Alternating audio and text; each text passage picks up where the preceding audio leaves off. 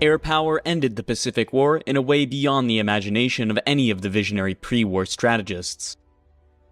None of the Japanese or American planning have been conducted with any idea of the two weapons which would bring the war so completely and so suddenly to an end: the Boeing Superfortress and the atomic bomb. Conventional air power had gone a long way toward defeating the Japanese, but they were determined to resist an invasion with every weapon at their disposal. The Japanese were a homogeneous nation, 100 million strong. They were willing to die for their country and for their emperor.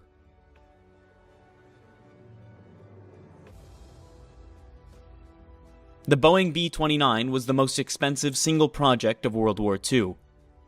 It cost more than $3 billion for design, development, production, and deployment. The Manhattan Project, which resulted in the atomic bomb, cost $2 billion. The B-29 was clearly the most outstanding bomber in the war by any standards of performance. It was far ahead of the American B-17 and the British Lancaster.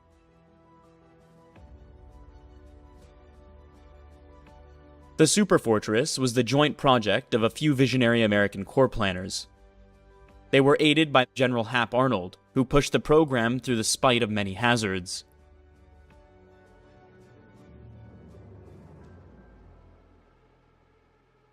The other important factor was the engineering strength and heavy bomber experience of the Boeing Aircraft Corporation.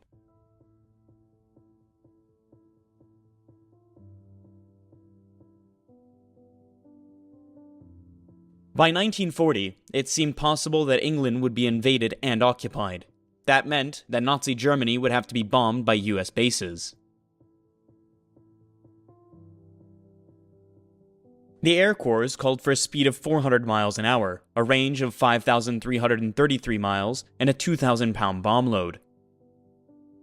It was an audacious gamble of the part of the Air Corps and of the Boeing Company. Boeing was perhaps taking the greater chance. The Air Corps could hedge its bets with other manufacturers for less ambitious airplanes. But Boeing had to rely not only on its own capability, it also had to trust its vendors. Many of them were being asked to create components fully as advanced as the aircraft itself. Shortcuts had to be taken. Each one added to an already ambitious program. Dollars were freely available, but they were not always a solution.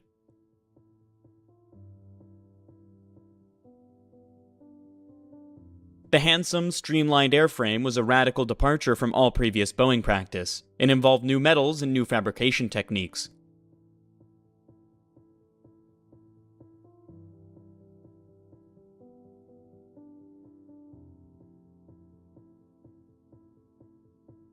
Boeing's entire production capacity was occupied with building the B-17.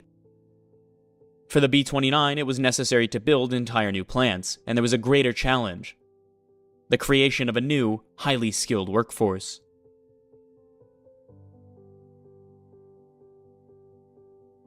Vast schools were established on the factory sites, with 90 days of training or less. Farmers, housewives, and young people just out of high school were taught how to do everything necessary to build the most complex aircraft in history.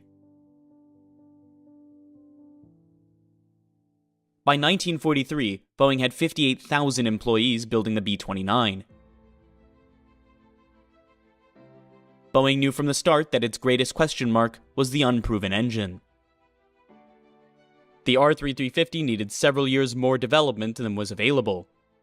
It would go into the field unready. It would be a constant nightmare to mechanics and a worry to pilots taking off with too heavy loads from too short runways.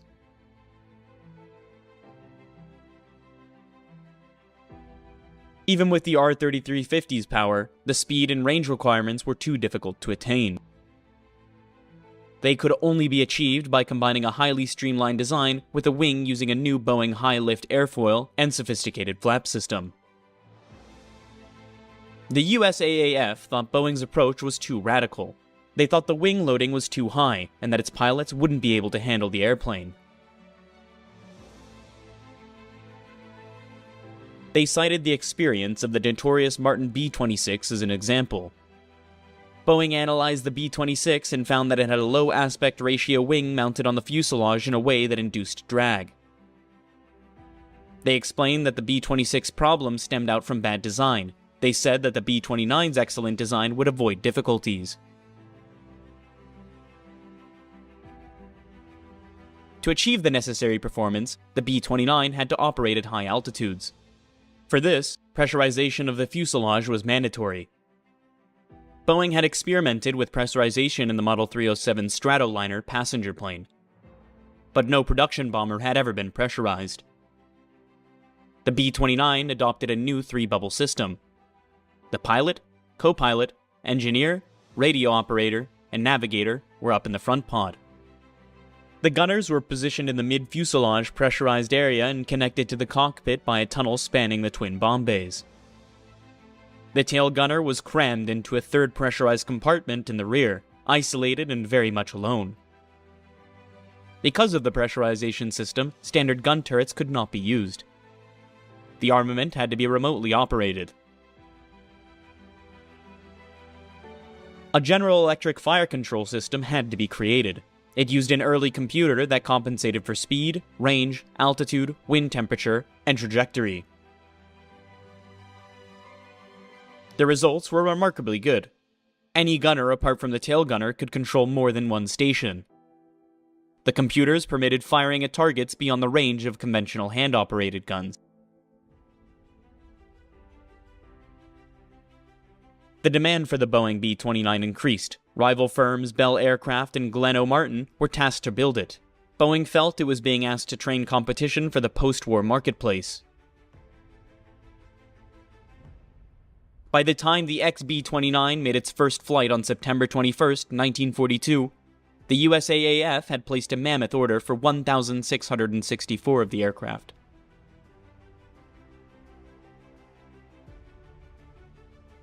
But the first two prototypes caught fire in the air.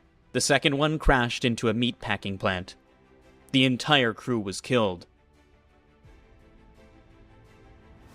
In spite of all the difficulties, the first B-29 of the 58th Bombardment Wing landed at Kharagpur, India on April 24, 1944 to begin Operation Matterhorn.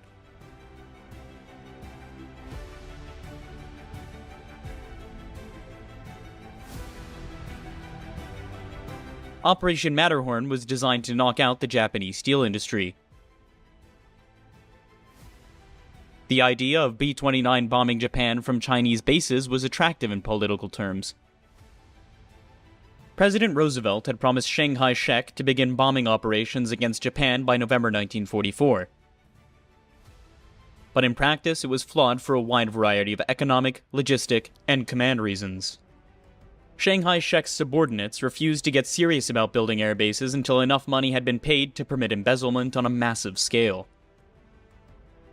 Army General Vinegar Joe Stilwell estimated that at least half of the $100 million in gold required by the Chinese was siphoned off to corrupt officials.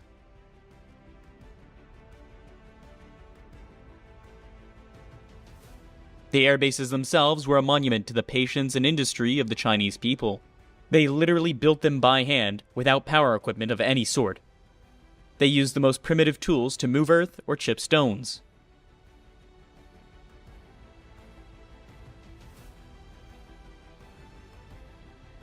The operation was based on the assumption that the B-29s would support their own operations by flying gasoline over the hump, the high mountain passes in the Himalayas separating India and China.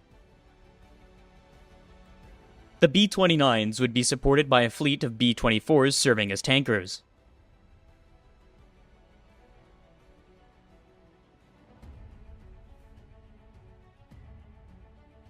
But the B-29 was a brand new weapon that had not yet received sufficient testing.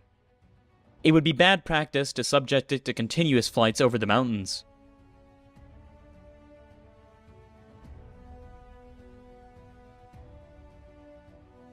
Then, there was the primitive maintenance and the continuing shortage of parts and labor. But the task had to be done. There was no alternative.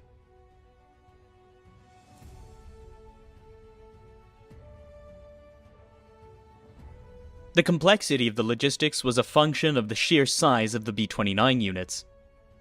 The Superfortress had a crew of 7.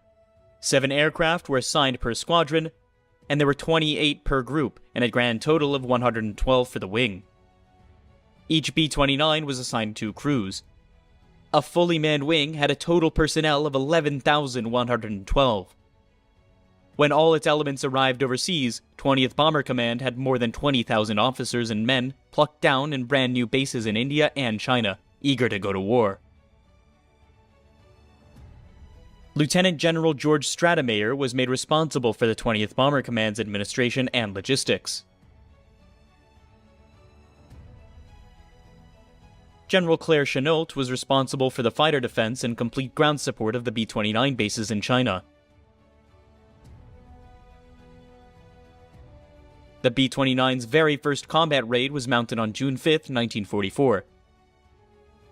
General Wolfe led 98 aircraft against the railroad marshalling yards in Bangkok, Thailand.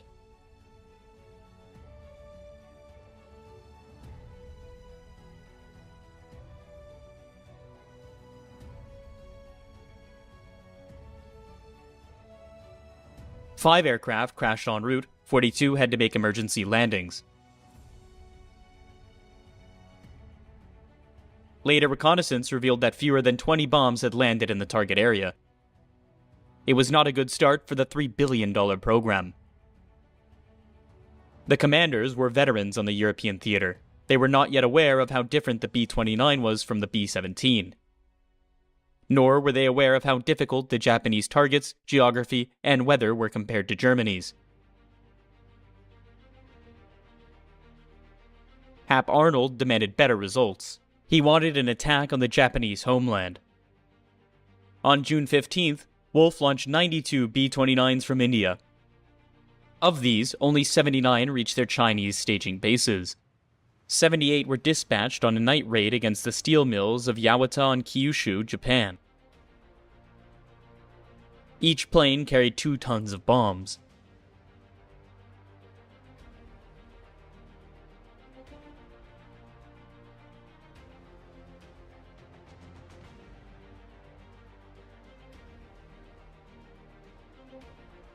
The results were once again disappointing.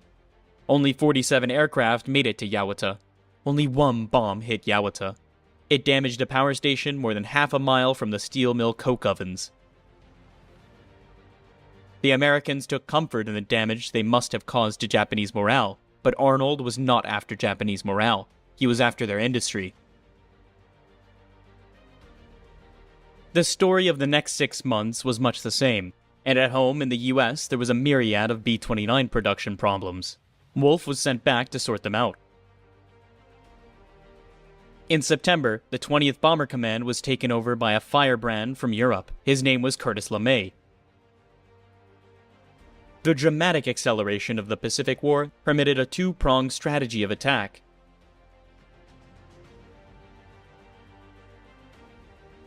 From bases in Chengsu, China, the 1,600-mile operating radius of the B-29 permitted it to hit targets from Manchuria through Japan all the way down to the tip of French Indochina. Superfortresses operating from Saipan and the Marianas could cover all the important targets in the heartland of Japan. Curtis LeMay's 20th Bomber Command was the first of 2 proms. To provide the second, the 21st Bomber Command was established in November 1944. It was to operate out of new airfields in the Marianas Islands.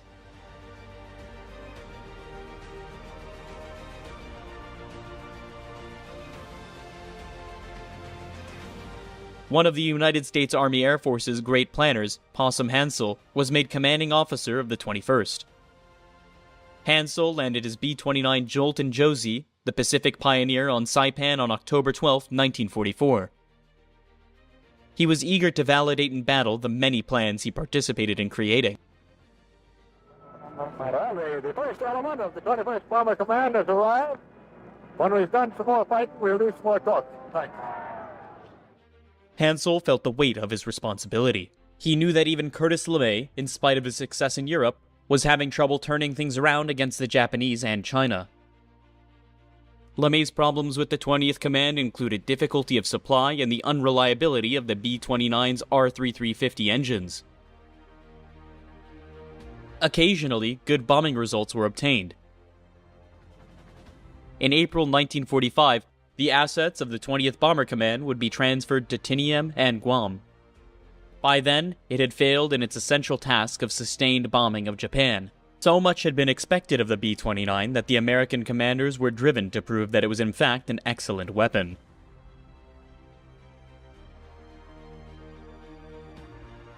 At the very highest levels of command, where people were aware of the Manhattan Project, the urgency was even greater.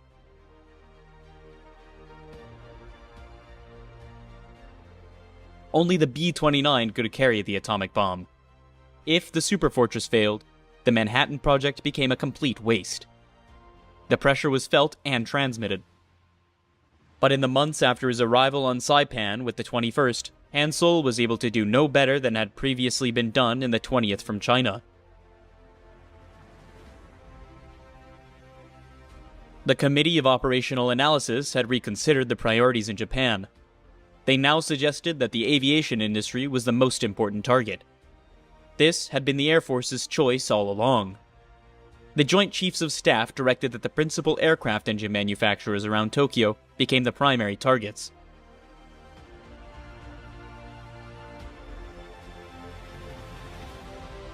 The long series of attacks on Tokyo would be helped by the incredible bravery and skill of the crew of an F-13. The F-13 was the unarmed reconnaissance version of the Superfortress.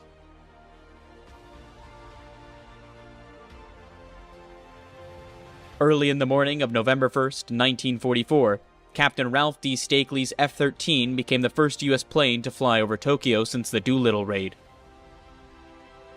These photos became the basis for all U.S. attacks on the city.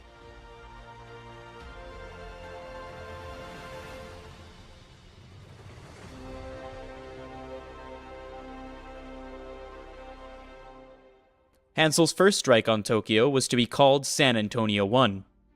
After much training and many postponements, San Antonio 1 began at 6:15 a.m. on November 24th.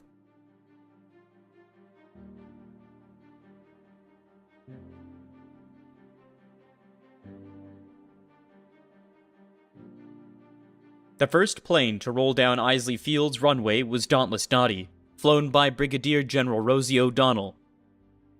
His co-pilot, Major Robert K. Morgan, had been a pilot on the famous B-17 Memphis Belle.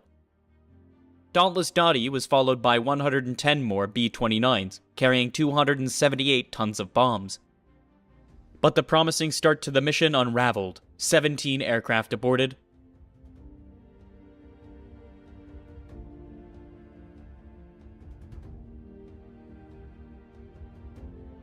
Six more found themselves unable to bomb for mechanical reasons. The rest were caught up in a 120-knot wind. It was the infamous jet stream, then only just being recognized. They were swept over the target at a blistering 445 miles an hour. It was too fast for accurate bombing. But on the positive side, Japanese fighters' resistance was light. Flak was ineffective. Once again, reconnaissance photos showed the bombing results to be totally inadequate. Only 16 bombs had been observed to hit the target area. By now, the B-29 was performing fairly well. Extensive modifications had improved the reliability of its engines. But bombs were still not hitting the targets.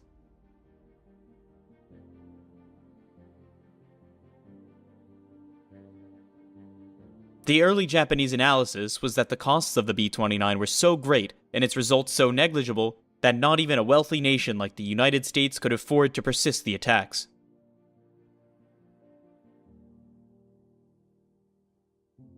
But unknown to all of the Japanese and most of the Americans, a change was in the wind. On December 18th, 1944, 84 B-29s of Curtis LeMay's 20th Bomber Command dropped 500 incendiary bombs in a daylight raid on Hankow, China. The attack destroyed the city as a major Japanese base. As a result of the success of LeMay's incendiary raid, Hansel's 21st Bomber Command was ordered to take a test raid on the city of Nagoya in Japan. It would be made by at least 100 B-29s, all dropping incendiary bombs.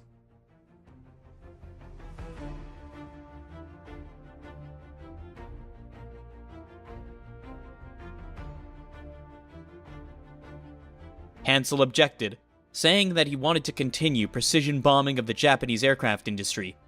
In doing so, he put his career on the skids. You can buck the brass in the military, but only if you succeed. A test raid was run on Nagoya on January 3, 1945. 97 B-29s carried mostly incendiary bombs. It was not a good mission. Only 57 aircraft bombed the designated target. Damage on the ground was slight.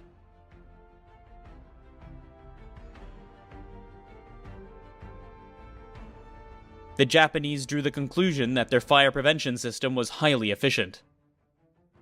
It was an erroneous and eventually disastrous assumption. Hansel reverted to his previous precision bombing tactics. He was unable to generate better results, apart from the one successful attack on the Kawasaki aircraft plant near Kobe.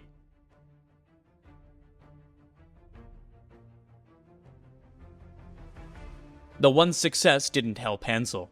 If you worked for Hab Arnold, you delivered or you were relieved.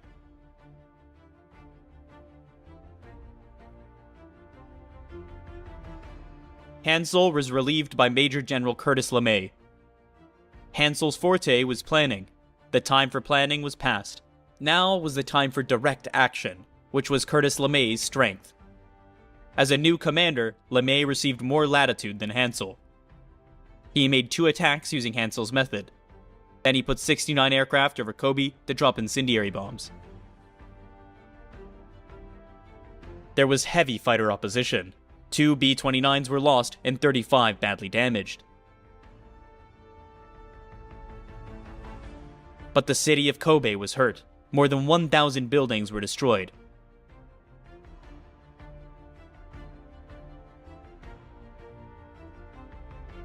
In the latter part of the war, America's overwhelming advantage in numbers and quality usually allowed American forces to brush Japanese opposition aside.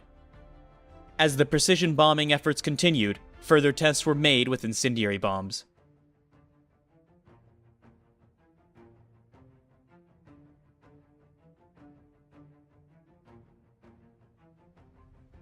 In a heavy attack on Tokyo on February 25th, almost 30,000 buildings were destroyed, but the precision strikes against Japan continued to be ineffective. Enemy fighter opposition stiffened. In the series of attacks in February, 29 B-29s were lost to fighters, 10 were lost to flak.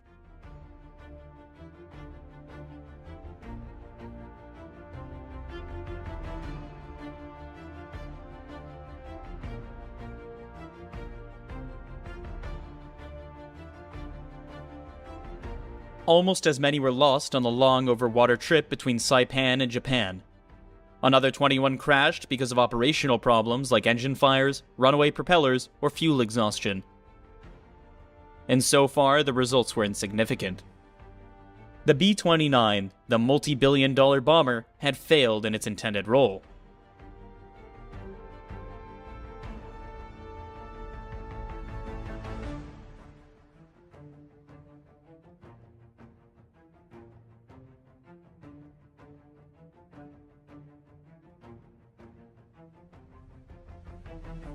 But Curtis LeMay already had the remedy in mind. LeMay was aware that he was as vulnerable to have Arnold's impatience as any other man. He decided to try tactics he'd long considered and which had been carefully tested in the United States.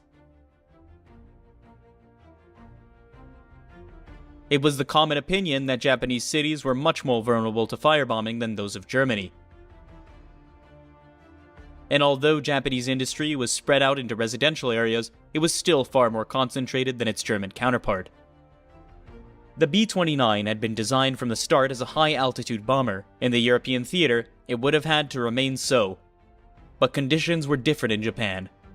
Anti-aircraft guns and searchlights were not radar-controlled. It was reported that there were only 2 night fighter units in the homeland. Japanese airborne radar was primitive and not widely used.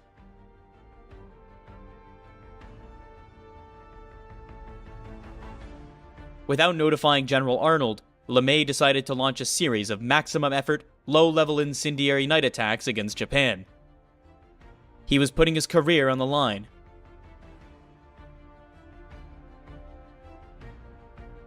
Night bombing offered many advantages. The winds were not so strong. The B-29's navigation system operated more efficiently, flying at lower altitude, easing the strain on the engines, lowering the fuel consumption, and leaving behind armament and ammunition permitted as a much bigger bomb load. About 12,000 pounds per plane.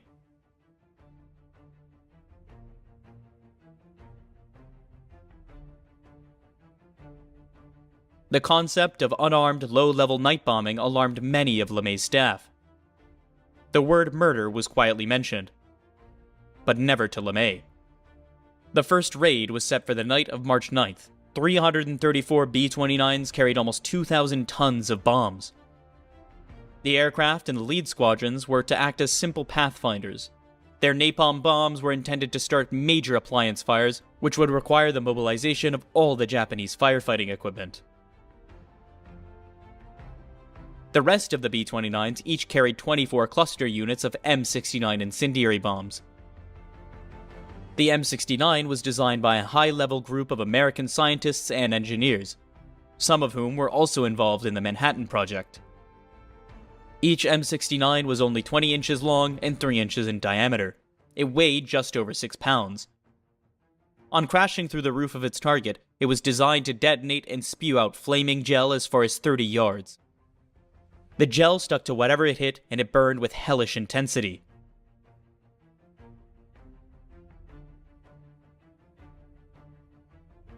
The technology of the M69 and the great logistics and support effort needed to deliver its target was an expression of the disparity between the American and Japanese war machines in 1945. The Japanese simply had no counter and no equivalent. On the evening of March 9th, it took almost 3 hours for LeMay's entire forces of B-29s to get airborne. The bombers would approach Tokyo individually at altitudes from 4,900 to 9,200 feet.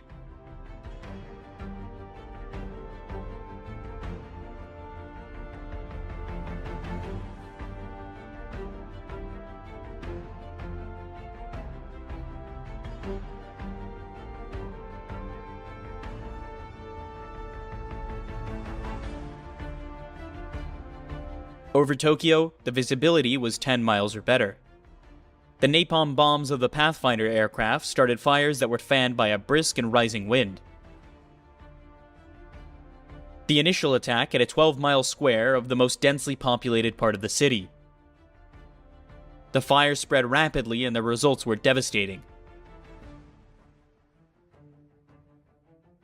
The fire services were overwhelmed within 30 minutes of the attack. A firestorm swept the city. More than 1/4 of a million buildings were destroyed. More than 1/4 of the city's houses were gone. More than 1 million people were homeless. 83,000 dead. 160,000 injured. The Japanese were horror-stricken. There was no way to comprehend the disaster of this magnitude. It completely overrode the ideas of national superiority and the samurai spirit, and of the nation's place in the sun.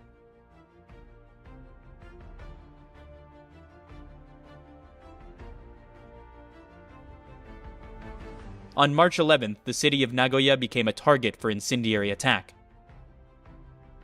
There was no firestorm, but 2 square miles of the city were destroyed.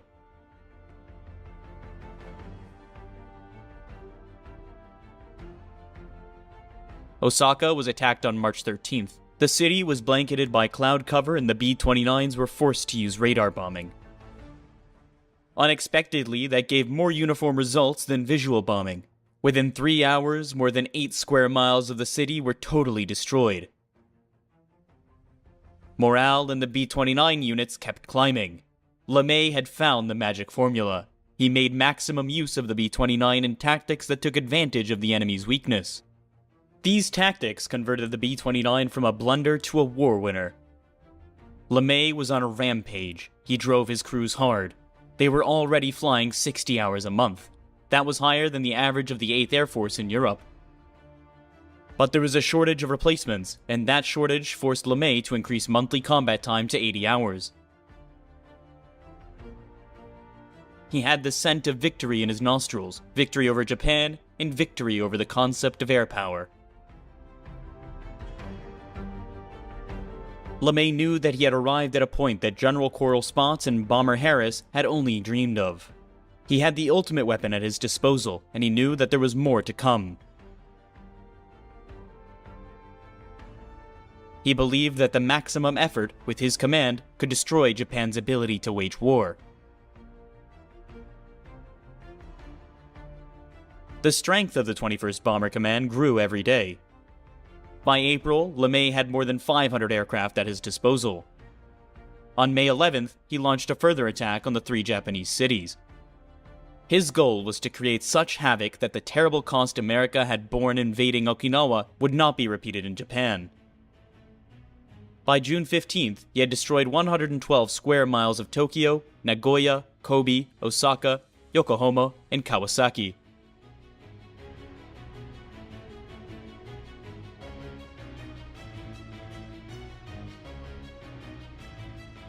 His B-29s had now the benefit of long-range escort fighters, P-51s from Iwo Jima.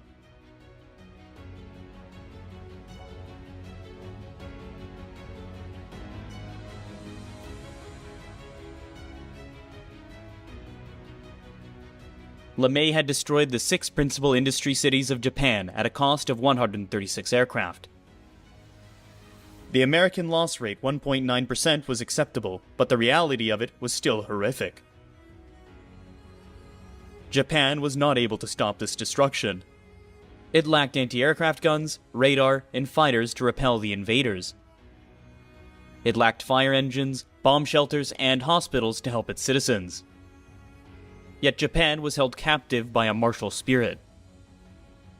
That spirit had served the country ill on almost every battlefield in this war, but the government voted to fight on. LeMay and the 21st Bomber Command had brought Japan to its knees, but it would not surrender.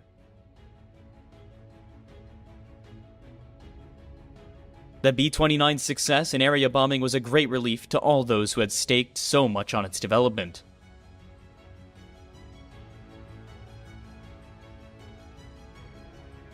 At the time, few people were aware of the Manhattan Project, and the essential role of the B-29 would have been in the successful delivery of an atomic weapon. By July 1941, a decision had been made to create an atomic bomb before the Germans did. The Manhattan Project eventually employed 120,000 people, including the country's top engineers and scientists.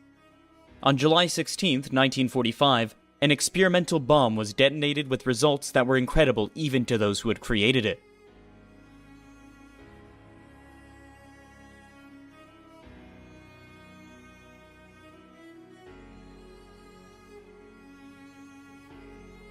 Word of the successful test was immediately sent to the new president, Harry S. Truman.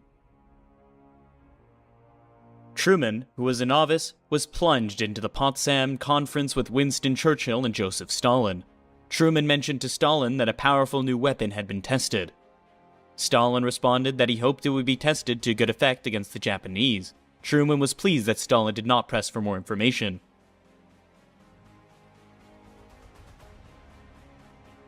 He was unaware that Stalin already knew what he needed to know from the Soviet spies at the center of the Manhattan Project. The Potsdam Declaration of July 26 indirectly warned the Japanese of the power of a new weapon. It stated that the only alternative to surrender was prompt and utter destruction. Japan was badly wounded by the B-29 raids. It was also cut off from food and industrial imports. Japanese leaders were fully aware that the war was lost, but as yet had not found a way to acknowledge it. A cultural phenomenon emerged unfamiliar to the West. It was mokusazu, a time-honored technique by which a Japanese officer would take refuge in a lofty silence when he did not agree with or did not understand an order.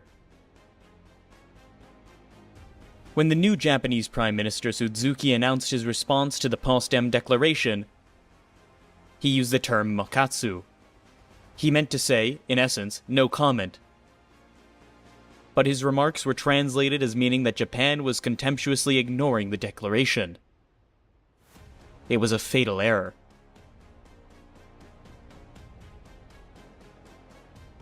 In early 1944, plans for modifying 15 B-29s were formulated.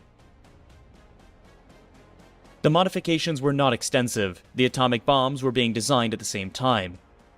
The designs were adapted as much as possible to fit the B-29's bomb bay. The following summer, Arnold authorized the top-secret team of experts to create the first combat unit to use the new weapon. Colonel Paul W. Tibbets Jr. was elected as commander of the new 509th Composite Group.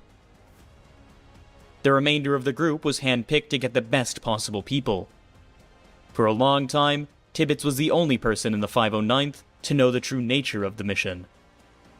The special facilities required for handling and loading the bomb were prepared in Tinian in the spring of 1945. By July, the 509th and its specially modified B-29s were in place. Further training began immediately with 6 specialized missions. Some of them involved harassment bombing of isolated garrisons on the islands of Truk and Marcus. After July 20th, the 509th crews executed 38 sorties, gaining experience in the precise tactics to be used when the atomic bomb was dropped. These sorties also made the sight of small formations of B-29 seem customary to the Japanese.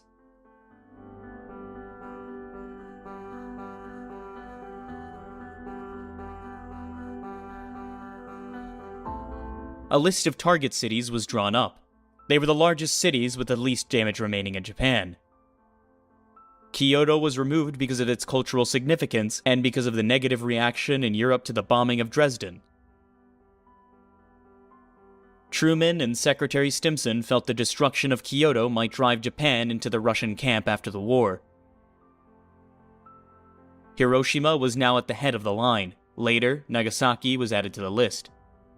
On Tinian, all necessary elements of the strike were prepared.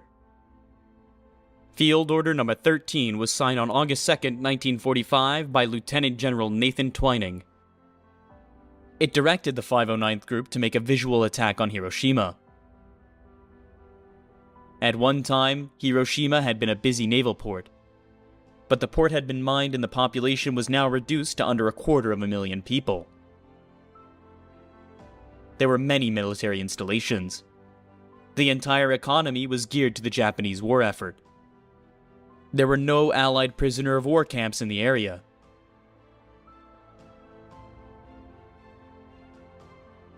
Seven aircraft were assigned to the mission. Leading the principal force was Tibbets and Enola Gay, named after his mother. Enola Gay was accompanied by 2 escort planes, crammed with cameras and observers to record the event. 3 aircraft were assigned duty as weather planes, 1 was designated a spare.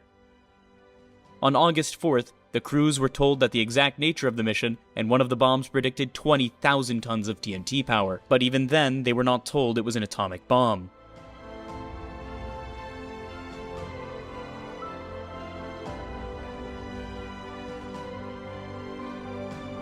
At 2:45 in the morning of August 6, the Enola Gay took off.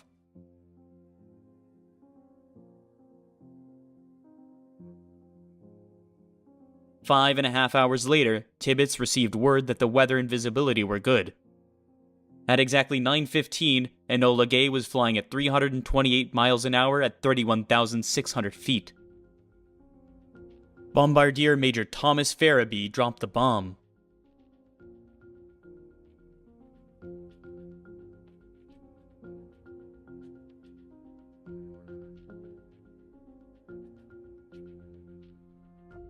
Tibbets then executed what later became known as the breakaway maneuver, a steeply banked 150-degree turn to avoid the expected blast by the time the bomb exploded 50 seconds later. The Enola Gay was 19 miles away.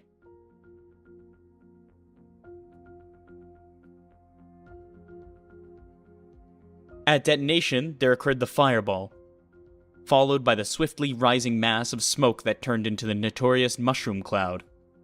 The cloud that still casts its symbolic shadow. President Truman immediately announced the event to the world. The news amazed every many members of the 509th Composite Group.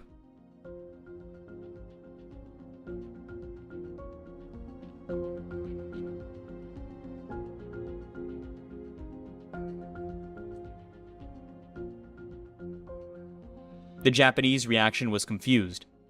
Officially, they diminished the results of the attack. They said that it was only a new bomb which should not be made light of. Certainly not. 4.7 square miles of Hiroshima's center had been obliterated. More than 40,000 buildings were destroyed. Almost 80,000 people were killed. 171,000 were made homeless.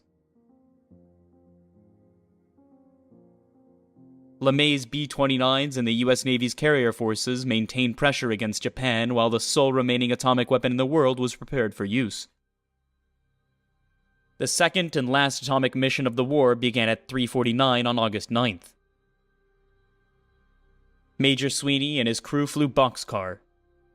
They traded their aircraft, the Great Artise, to Captain Frederick C. Bach. Sweeney's mission was as troublesome as Tibbet's mission had been trouble-free. The primary target was Kokura, but it was weathered in. Sweeney made 3 bomb runs. The bombardier couldn't see the target visually.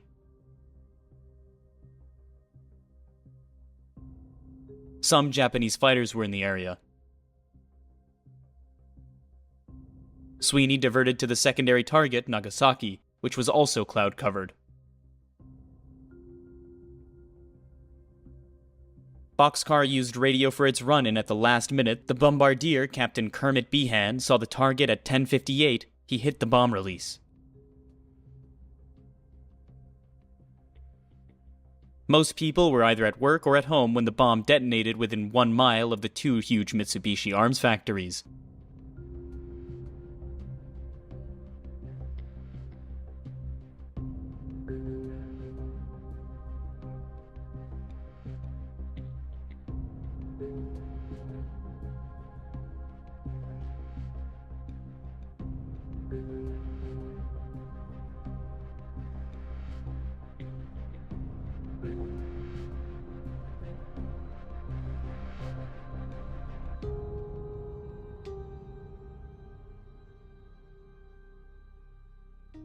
Nagasaki's bowl-shaped terrain confined the effects of the bomb to a relatively small 1.45 square mile area.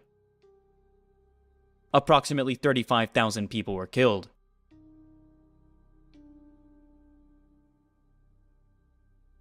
Incredibly, Emperor Hirohito's advisors on the Supreme Council for the direction of the war still debated whether or not to surrender.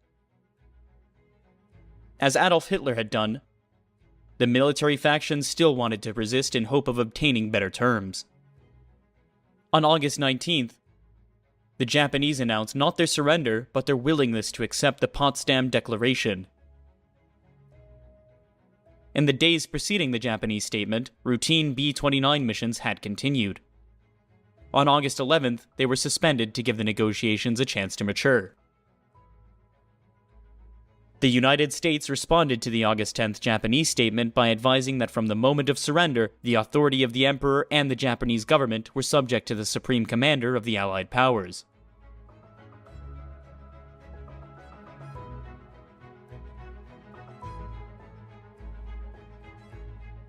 When no word came back from the Japanese government, LeMay's B-29s were authorized to resume attacks. General Arnold had long waited his own Tokyo Millennium, 1,000 aircraft over Tokyo, while General Spaatz would have preferred to use such third atomic bomb if one had been available. LeMay was able to meet Arnold's wish.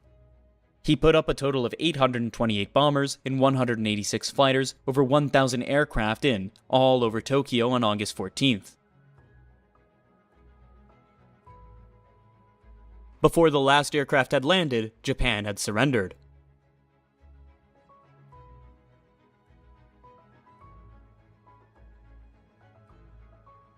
The American forces continued to make a display of their air power over Japan.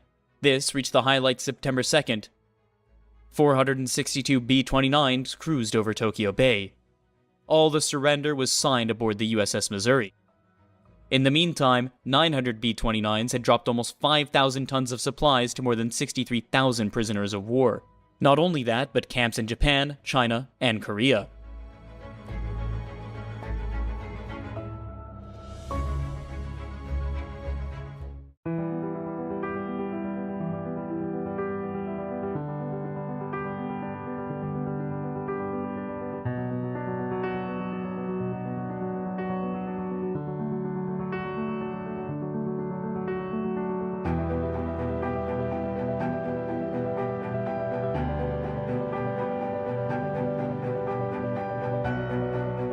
They came home shot full of holes too numerous to count, with chunks of engine missing and hydraulic fluid bleeding through their gaping tears in the aluminum skin. Love them or hate them, nobody's ever questioned the Republic P-47 Thunderbolt's ability to bring a pilot back safely. It absorbed, as I said, a tremendous amount of damage and would still fly. The inline engine wouldn't absorb anything. The radial engine, you know, we had cases of people losing several cylinders and still coming back. They would really take, like I said, really take a beating from being shot up or anything, more than any other aircraft. They were really a tough bird. There was one case when I was waiting for takeoff and the plane came in and landed, and it had been hit in the engine, and one piston was flipping up and down in the air, and the other piston was gone, and the plane flew in and landed, and the guy pulled off the runway. He didn't taxi it in, he got out. 47 was a great airplane for that. It absorbed tremendous damage and still fly. The group commander took it through a tree. Literally, the aircraft went through, the tree was the loser, and the wings didn't come off, but he just forgot what he was flying and what altitude he was at and went through a pretty large tree. Lots of damage, structural damage on the wings, but the aircraft came home. I don't think that I know a 51 wouldn't have done it. I don't think a 40 or I don't think a 38 would have done it. So it was that kind of an aircraft. I had dropped my bomb, done my job. I headed home. I get back and I land, and people are running alongside the aircraft pointing at it as I taxied. And I lean out and look, and the whole side is covered with oil. And when I got out, I got a hole a foot big in the engine and 2 cylinders missing. But it ran fine. For 2 critical years, the P-47 Thunderbolt served as the backbone the U.S. Army Air Force's fighter force, battling on every front in every conceivable climate and terrain. The P-47 played a major role in the defeat of the Luftwaffe in the skies over Europe. Yet since the end of World War II, the P-47 has been overshadowed by the fame and glamour of the Lockheed P-38 and North American P-51 Mustang. I think it's comparing a racehorse to a plow horse. The P-47 was I think you could describe it as the bare knuckles brawler.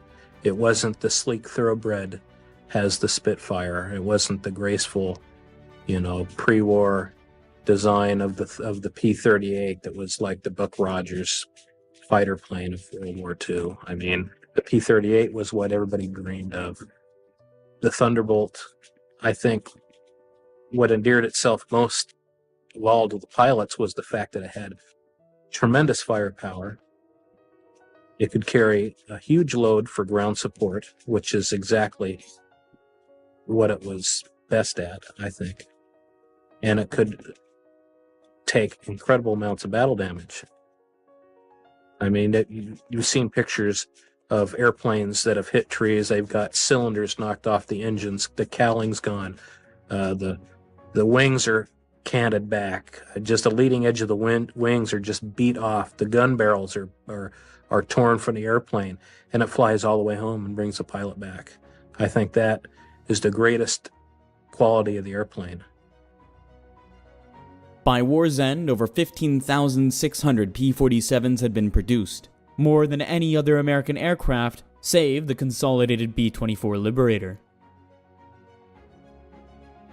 Even today, the P-47 Thunderbolt inspires intense emotions amongst the pilots assigned to fly it. After sharing the air with the 47, a pilot either came back a devoted converse or appalled that the Republic ever designed such a monstrous fighter.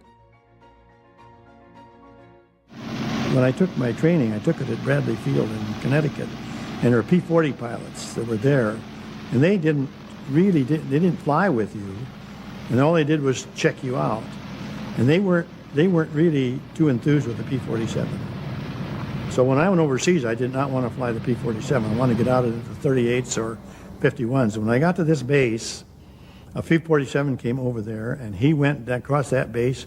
He pulled up and did one roll, and we just were in awe, you know. My God, that thing will fly. And I went from 1 inch tall to 10 foot tall. It was a great experience looking back on it, flying the 47. It was a very forgiving aircraft, and the work that we flew it, used it for, was great. But, you know, it's like anything. A driver of a car, airplane drivers are the same way. You fall in love with something, and you don't want to trade. You don't want to get rid of the things. And, you know, we weren't smart enough to know that, well, it's probably going to save your life many more times than the 38 might, because it's not as vulnerable as an inline engine aircraft, whether it's a 40, 51, or 38, but it still was not my first love by any means. The models that I flew were very sluggish in climbing. In fact, I didn't consider it very good until you got to a higher altitude, you know, where your supercharged engine was a big advantage. I think a fighter pilot would probably live longer in a P-47 than any other fighter. It's more rugged by far than any other fighter.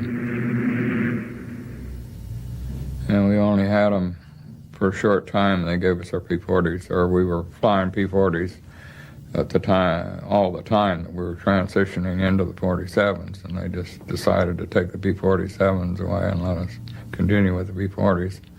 And I think we were all happy about that. Love or hate the P-47, everyone agreed on one thing. It was the toughest fighter ever built. Practically everyone who flew the Thunderbolt has a story to tell about its legendary durability. They speak of holes hacked out of the wing by light flak that were so big ground crewmen posed with their heads poking through them.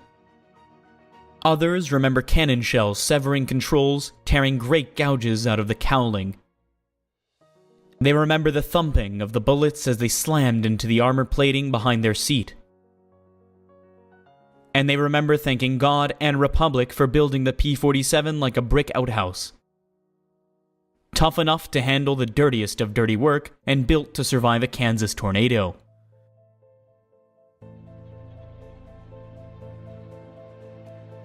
The P-47 owes its genesis to a Russian émigré turned aircraft designer named Alexander Dziaversky. He had come to the United States between the wars and had started his own aircraft company in the 1930s. He was a Russian immigrant who flew during World War I and was a great proponent of pursuit aviation. The P-35 was his original fighter, low-wing, all-metal, retractable landing gear.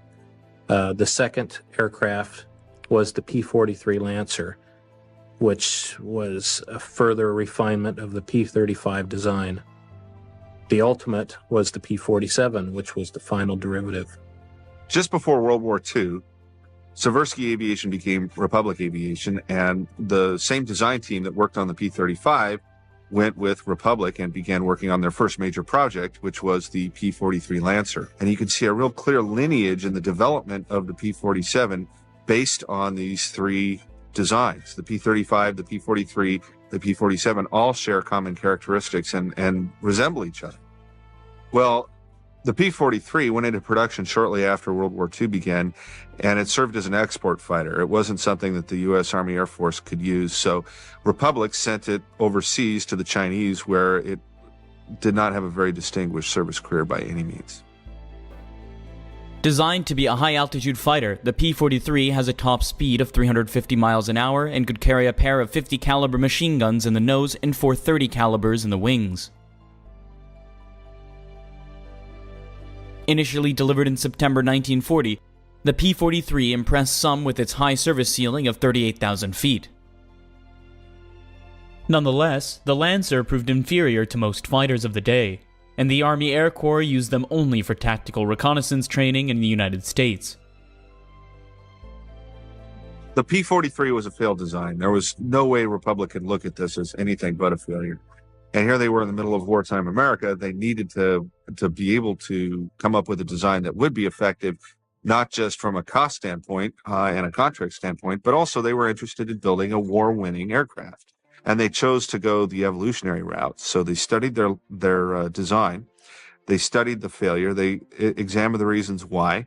They got back reports from operational units and decided to progress in a slightly different course. But they did extract some of the better attributes of the P-43, and they applied them to what became the P-47 program. In 1939, the Army Air Force issued a request for a high-altitude fighter that could use the new turbo supercharger that Boeing had developed for the B-17 heavy bomber. Such an installation on the fighter would require the plane to be huge indeed, but that didn't deter Republic. After studying the Army Air Force's requirements, the company's chief designer quipped it'll be a dinosaur, but a dinosaur with good proportions. Because of the Army's specifications on this new fighter, Republic chose to design the P-47 around two main features. The first was a brand new engine called the Pratt & Whitney R2800, which was an 18-cylinder radial engine. It was just monstrous, and it provided 2,000 horsepower, which was far more than most any other engine of its day. So it was a very revolutionary engine. The other thing that they needed to design around was the fact that the turbo supercharger took up a lot of space. So the reason why the fuselage for the P-47 is so deep is because of the fact that the engine was so enormous to begin with, and the ductwork and all the accoutrements for the turbo supercharger required a massive amount of space. Dubbed the XP-47B, the new fighter possessed enormous gait. As it sat on its wide, long landing gear, it remained some of a giant milk jug on wheels.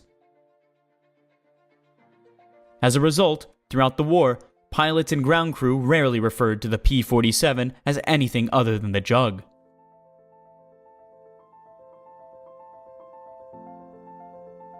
In June of 1940, this is a year and a half before the war starts, the U.S. Army Air Corps places an order for 773 P-47s with Republic. And this $56 million contract is really a rich plum for Republic to get. But it represents quite a risk on the part of the Air Corps with the slender resources that are available at the time. Not only was it risky, but it was a leap of faith that Republic could actually deliver. At the same time, the fact that they did this a year before the prototype flew was also symptomatic of a larger problem, which was there were so few combat-capable aircraft, especially fighter designs, being conceived of and built in the United States at the time, that the Air Force had to take the risk. There really wasn't very many other options. Republic's early test flights of the prototype revealed tremendous potential and more than justified the Army's leap of faith.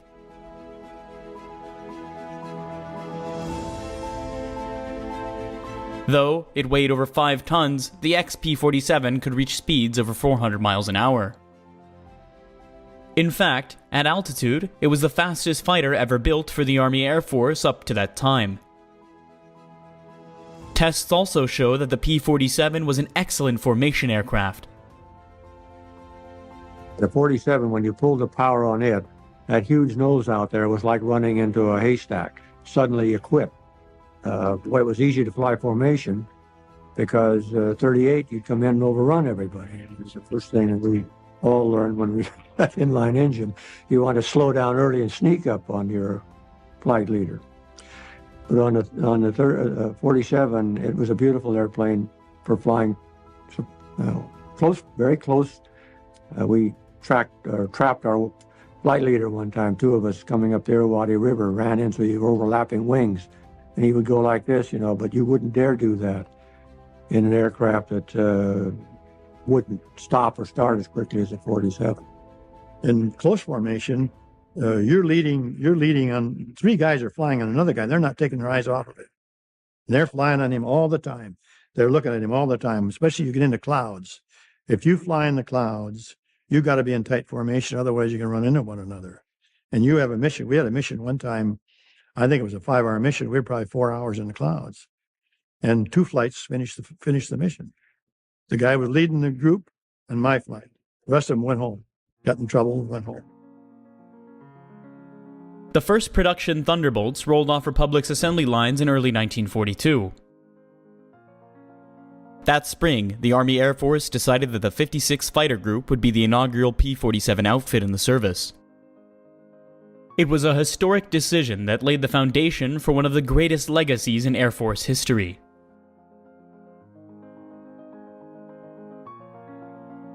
With its P-47 Thunderbolts, the 56th Fighter Group, by war's end, become one of the highest scoring outfits in history.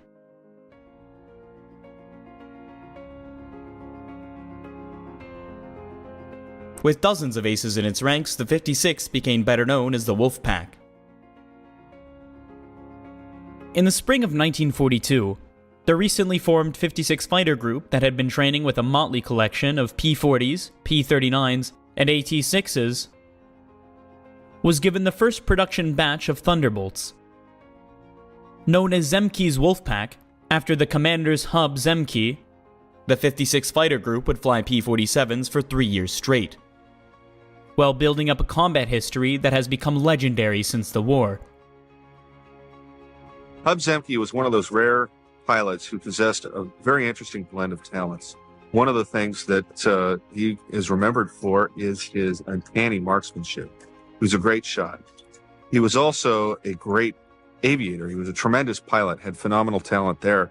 But what really makes him stand out and gives him kind of a uniqueness not found in other aces is the fact that he was a great leader of men as well. He could inspire and lead like few men of World War II.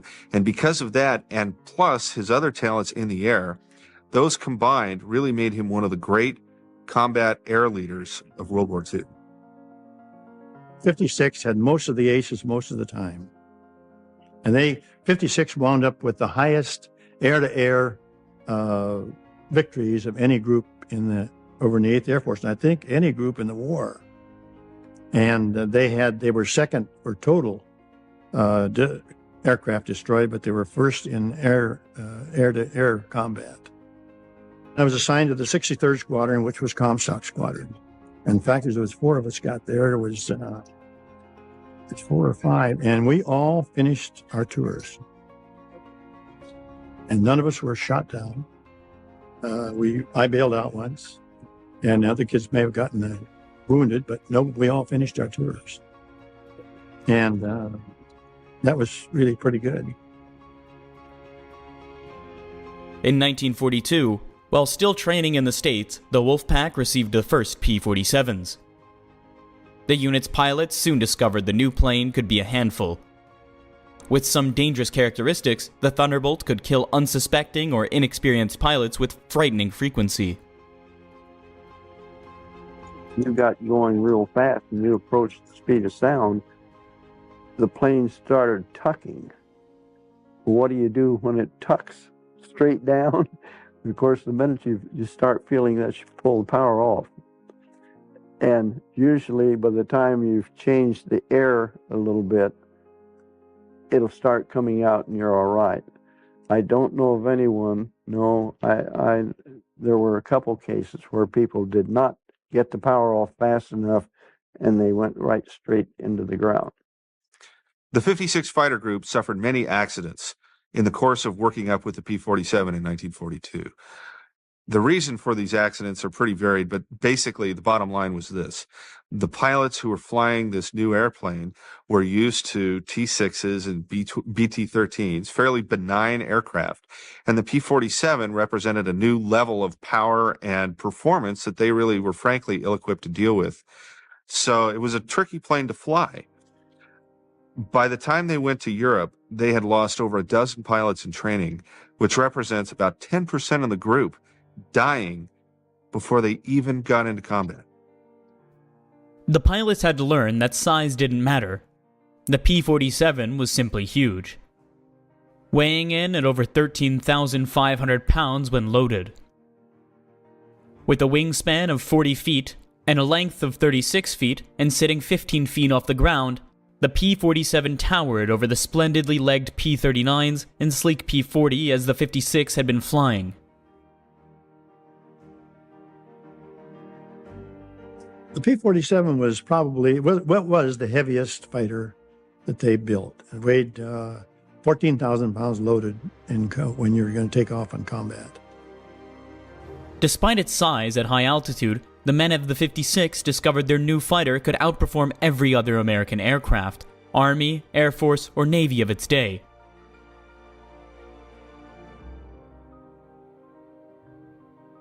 Its broad wing gave it tremendous agility at heights. Other aircraft could hardly maneuver effectively. Some converts were made right there, fast and brutish looking. The P-47 was the type of plane that could look like it got into a toe-to-toe fight, take a beating, but always come out on top.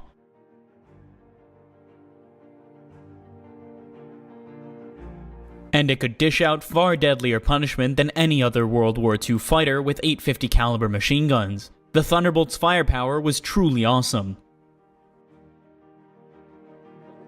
I strafed trains one day and tipped a boxcar over on its side. Not exploded, just tipped it over from the impact. So tremendous firepower on those 850. Peyton Gross, a 354th Fighter Group Mustang ace, recalls being the receiving end of a P-47 attack when he was mistaken for an Me-109. P-47s coming in had thought they had two 109, and so they picking me off. They shot my canopy off. It was gone. My plane did a snap roll, was involuntary. And so I'm still alive, so I did a spin. I went into a spin. I did a recovery and pulled out, and here came the P-47s again, and I rocked my wing frantically, and this guy pulls up alongside of me and goes, "Oh!" and takes off and leaves me there. And I didn't know how badly my plane had been hit. The radio worked, the controls worked. I came back, and the plane had almost 100 holes in it. Some entry, some leaving, but it was like a sieve. With terrific firepower, excellent high-altitude performance, and an airframe built to withstand massive amounts of damage, the men of the 56 Fighter Group gradually grew to love their P-47 Thunderbolts. By the time the group deployed to New England to join the 8th Air Force in early 1943, its pilots were some of the fiercest P-47 advocates in the Army Air Force.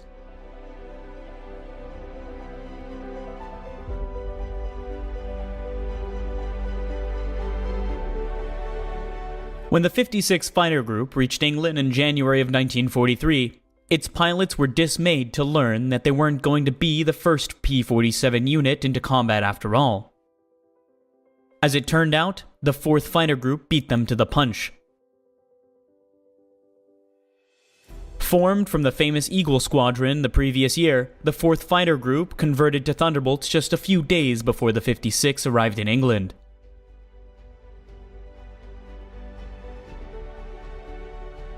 And here, the love-hate relationship that characterized a pilot's relationship with the P-47 began. The man of Don Blakesley's 4th Fighter Group had been used to light the nimble Spitfires. None of them wanted to part with their Spits, especially not for something as huge as ungainly as the Thunderbolt. As much as the 56 Fighter Group loved their P-47s, the 4th despised theirs. The first combat missions flown by the P-47s took place in the spring of 1943. The 8th Air Force had several Thunderbolt groups by then, and the units began flying sweeps over France to get acquainted with air combat. These early P-47 operations in the fighter sweeps over France were plagued by several difficulties. First of all, this was a new aircraft. It had its fair share of mechanical problems that had to be worked out. Secondly, the American pilots were simply green and inexperienced at this point in the war. And lastly, and probably most significantly, they were up against some of the best German fighter pilots at the time, and therefore some of the best in the world. And they were flying FW-190As and Messerschmitt 109Gs, some of the best fighter aircraft in the world at the time. Then, on April 15th, Tax Day, Uncle Sam finally received payback for all the money invested in the P-47. A squadron from the 4th Fighter Group, while on patrol over France, caught 2 FW-190s in the air and shot them both down. Those would be the only victories the Thunderbolt would have for quite some time. In the first 2 months of combat operations, the 3 P-47 groups flew 2,279 sorties, resulting in 10 German planes claimed as destroyed. In return, 18 47s had been lost. Both to enemy fire and catastrophic engine failure, and the 56, which had been the biggest supporter of the Thunderbolt, had yet to get its first victory.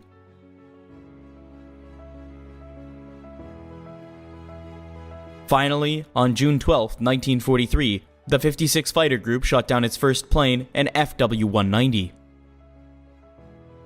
That seemed to break the pilot's bad luck.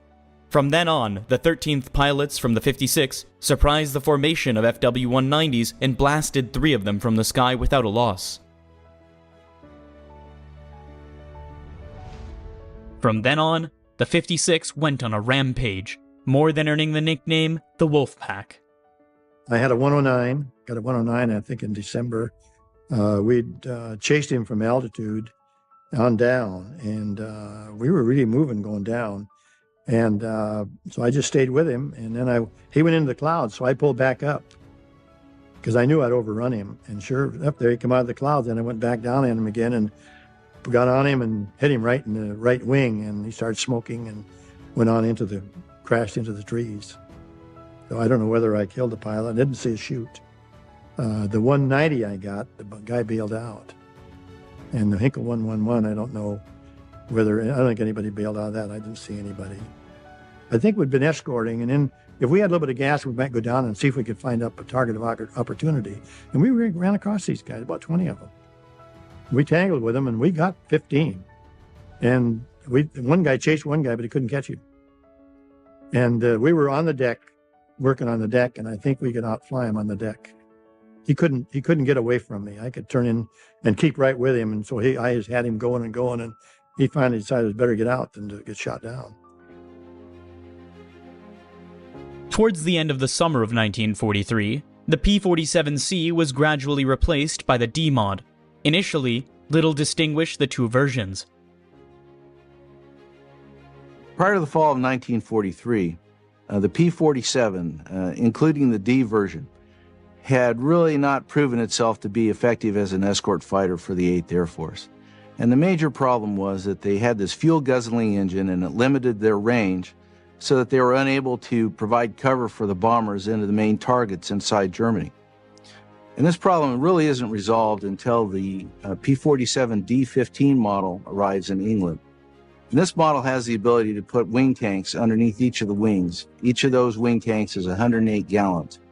And that gives the P-47 D-15 the extra range it needs to begin to be effective as an escort fighter for the heavy bomber force. The Thunderbolt now had almost twice the amount of fuel of earlier versions. P-47s soon appeared over Germany within 150 miles of Berlin, wreaking havoc wherever they went. By the spring of 1944, the Thunderbolt had come into its own as a high-altitude escort fighter. Yet just as it reached its zenith, it was eclipsed by the longer-legged P-51 Mustang.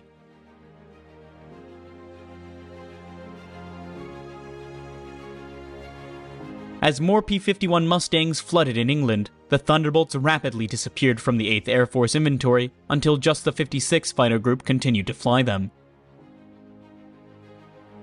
The 56 refused to change over. They loved their 47s, especially after the new wide-bladed propellers arrived that greatly enhanced the plane's climb rate and acceleration.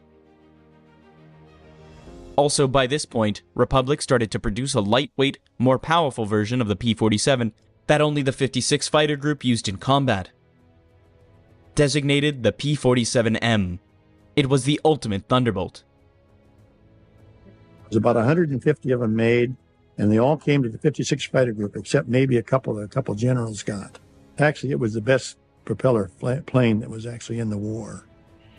And I think it was clocked at the fast, I think about 470 or 480. I think the 351 is about 460. It was supposed to be and we were the fastest, actually it was the fastest plane that they had. The P-47M also came with a dramatically increased range, thanks to the advent of larger capacity external fuel tanks. This was the ultimate version of the Thunderbolt in Europe, and was finally able to stay with the bombers all the way through Berlin and back. You just cruise back and forth. If you're top cover, you just kind of weave back and forth. Or if you were maybe at the target, you'd go over the target and you just kind of weave back and forth over the target until all the bombers left, and then you'd go back. Usually you'd either have duty of taking them in, you'd pick them up at a certain point, you'd take them to a certain point, then another group would relieve you. And then, because we couldn't stay up there that long, see, the bombers fly, 8, 9, 10-hour mission, and depending how far it is. And then you'd go home, and they would take them so far, and then somebody else would pick them up and bring them home. Even in the war's waning months, the P-47 proved to be a formidable air-to-air adversary and continued to rack up an impressive toll against the Luftwaffe's best and latest fighters. My squadron flew one mission where I think they shot down 11 long-nosed F-190s. Eight P-47s shot down 11 long-nosed 190s and didn't lose anybody. But I was on the Riviera on R&R on that mission. So. By war's end, the 56 Fighter Group had become the top-scoring 8th Air Force unit in air-to-air victories. While the group lost 128 P-47Ss in combat, its pilots shot down 674 German planes and destroyed another 300 on the ground. With almost 1,000 planes to its credit, the Wolf Pack had more than proven that when used right, the P-47 could be a terror to all its foes. Throughout 1944, as its long-range escort role diminished, the 9th Air Force adopted the P-47 for a new role: ground attack. Never designed for low-altitude work, pilots weren't sure how the Thunderbolt would function down on the treetops, shooting up German targets on the ground.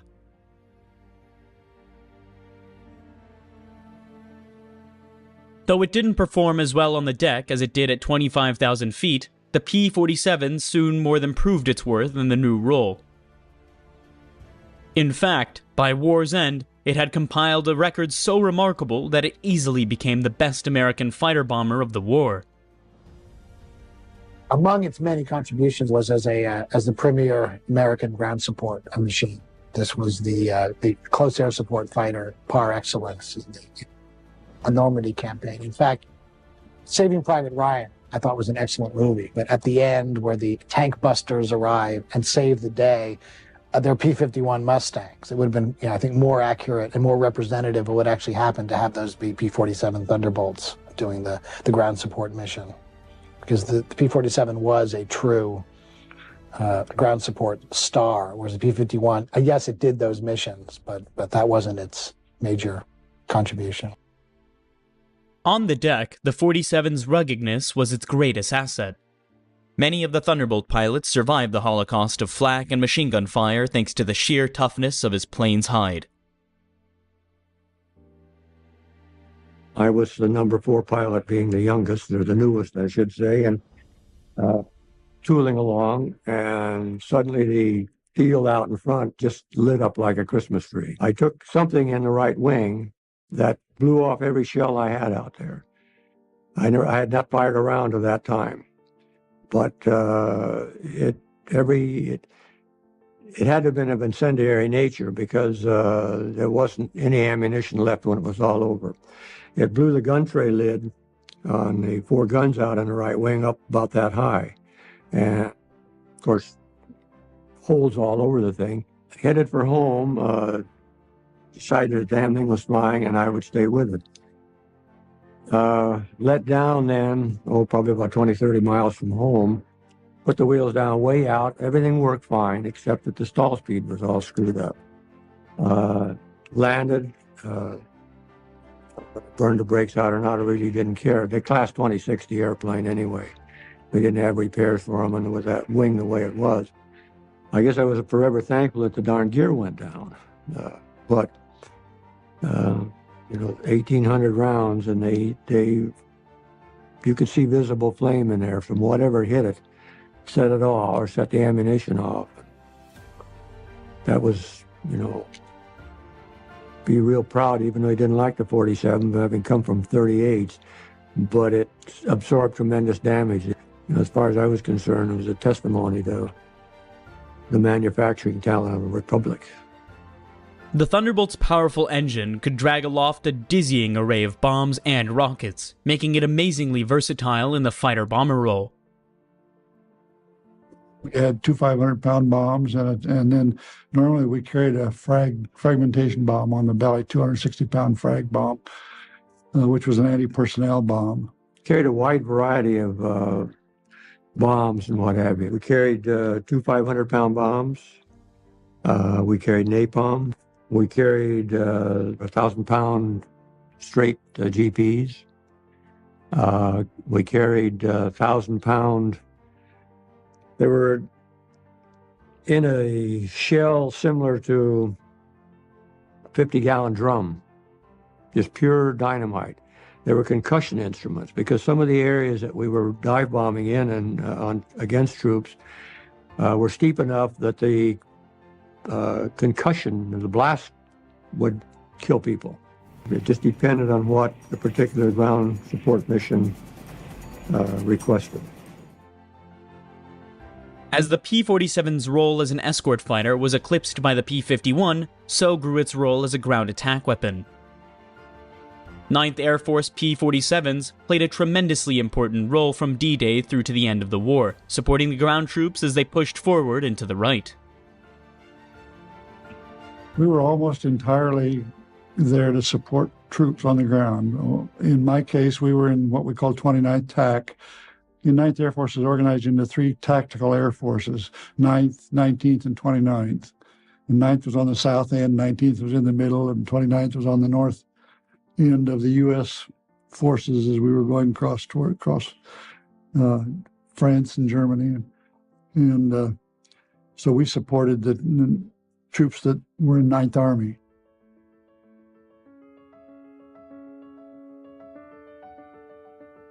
We would go out and they'd say armed reconnaissance. And what that meant essentially was if you see anything moving, go shoot, go hit it. Because by that time in the war, the Germans, there were no civilian vehicles moving in Germany. They were all related to military in some way. Even the horse-drawn and all that was usually carrying ammunition or food or something for the troops. And anything from a single staff car to a convoy of trucks would be a target if it was moving and we were there.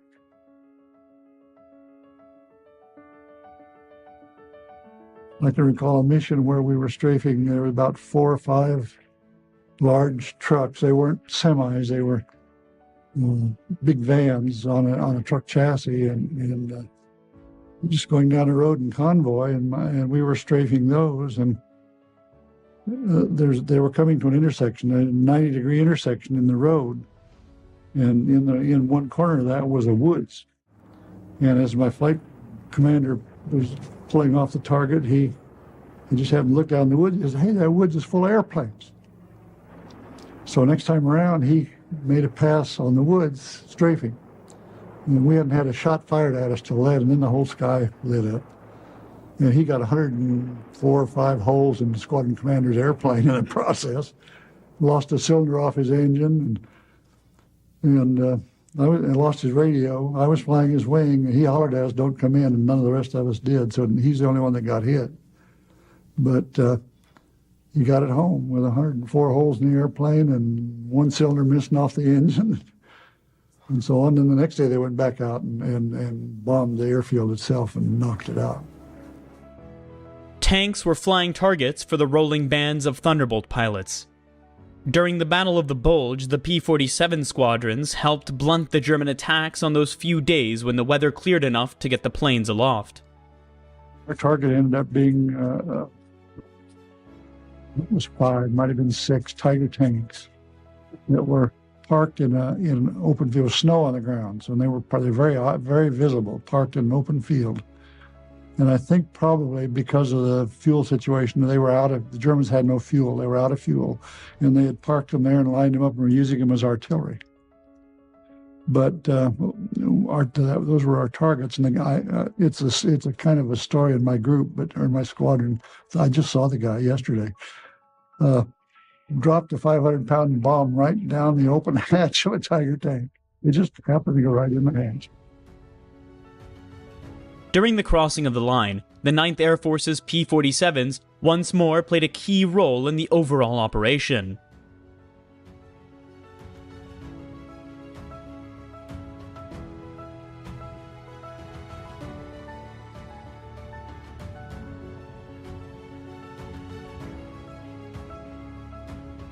Yet the Germans, with all their proficiency, were able to strike back with desperate intensity. We went up there with bombs and guns and waited to be hollered at for a target, something like that. We watched the paratroopers go in. And the Germans actually, when the paratroopers went across, I don't know how high they were, but I would guess 5,000 or 6,000 feet. The Germans actually lowered the 88s, the anti-aircraft 88s, and fired so that the shells broke amongst the parachutes. After the guys were out of the airplane, their chutes were open. And it was pretty bad. And you could just see that. And the gliders came in, they were getting hit too. But, and while we were doing that, waiting for a target to be called, we had a squadron of British Lancasters come overhead and open our bomb bay doors and start dropping bombs just almost through our formation. There was a lot going on. It wasn't all coordinated as well as it could have been. Nobody got hit or hurt, so we were okay. By war's end, Thunderbolt units had destroyed more targets than any other British or American fighter bomber. Tens of thousands of trucks, hundreds of tanks, thousands of aircraft, troops, and tons of supply went in flames as a result of marauding P-47 attacks. No other aircraft pack as devastating a punch, and nothing in the air could take the amount of ground fire and get its pilot home as could the beloved P-47.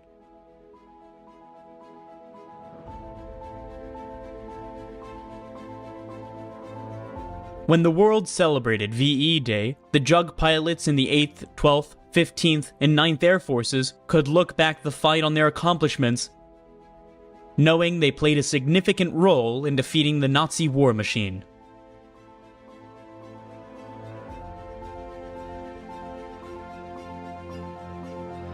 While the P-47 played an integral role in the war in Europe, Thunderbolts had less success in the Pacific theater until very late in the war. The major thing that stymied the 47's operational use against the Japanese was its massive fuel consumption. What really shook us up when we were getting P-47s in New Guinea was the way that thing consumed gasoline. Fuel consumption was enormous, compared to a P-40. The P-47 represented a lot of challenges to the guys in the 5th Air Force, one of which was the fact that it consumed fuel at such a rapid rate. But when the 348th Fighter Group arrived in the Southwest Pacific, its commanding officer, Neil Kirby, became one of the advocates for the Thunderbolt. And he went all over to different fighter units in the 5th Air Force to try to convince, he was almost evangelical about it, to try to convince the other fighter leaders that this was a terrific aircraft type. He was met by stiff resistance, but eventually there were several Thunderbolt groups that were deployed into the Southwest Pacific, and they gradually figured out ways to work around the fuel consumption issues. Half a world away, Claire Chennault's 14th Air Force in China was offered the P-47. Chennault, with his crippling fuel shortage, was not impressed. They took the 47, they ferried them across to China. And when Chennault found out the kind of fuel consumption the 47 had, he kicked them out of there in one big hurry. Just couldn't afford that kind of a drain on his limited fuel supplies. Though the P-47 never saw wide-span use in China, it turned out to be an excellent fighter bomber for Burma.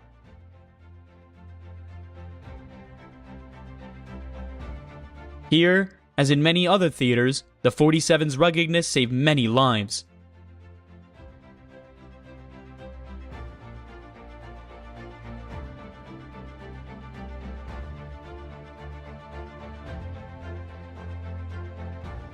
Meanwhile, as the front moved closer to Japan and the Central Pacific, the P-47 squadrons of the 7th Air Force were in the vanguard of the advance.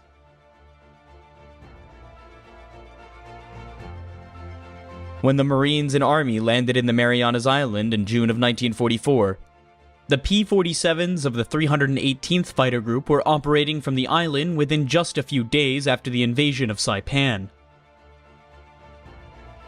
Getting to Saipan, however, proved to be a great challenge, unable to ferry them in from any forward Central Pacific air bases. The 7th Air Force resorted to putting the 318th P-47 on escort carriers. The baby flat tops sailed to the Marianas laden with the ungainly Thunderbolts. Once off of Saipan, the men of the 318th climbed into their P-47s and catapulted off the narrow carrier decks. Miraculously, not a single P-47 was lost during the operation, and the 318th was soon operating in support of the ground troops from Isley Field, on Saipan.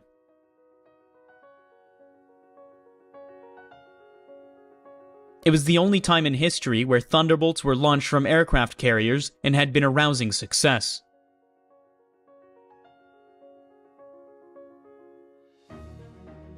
At war's end, the 7th, 13th, and 5th Air Force's P-47 groups were marshaled around Ishima and Okinawa. Preparation for the invasion of Japan flying ground attack, combat air patrol, and long-range escort engines right up to the Japanese surrender, the Pacific Thunderbolts were given a solid, if unspectacular, account of themselves.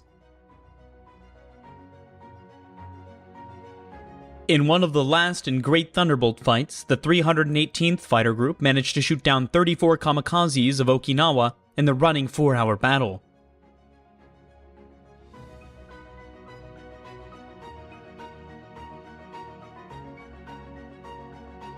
The last major production variant of the P-47 was the N model, and about 1,800 were built, and Republic Aviation had designed them specifically to overcome the vast distances involved in the Pacific War. The P-47N had a much greater internal fuel capacity, and they were capable of escorting B-29s all the way to Japan and back from bases on Iwo Jima and Okinawa. When Japan finally surrendered in August of 1945, the Thunderbolt had become the most heavily produced American fighter of its generation, with over 15,000 being produced. As an escort aircraft and ground attack weapon, the P-47 formed the backbone of the Army Air Force's fighter commands through the tough middle years of World War II. In the post-war years, the P-47 quickly disappeared. By the early 1950s, the once omnipresent P-47 had become as scarce as the dodo bird.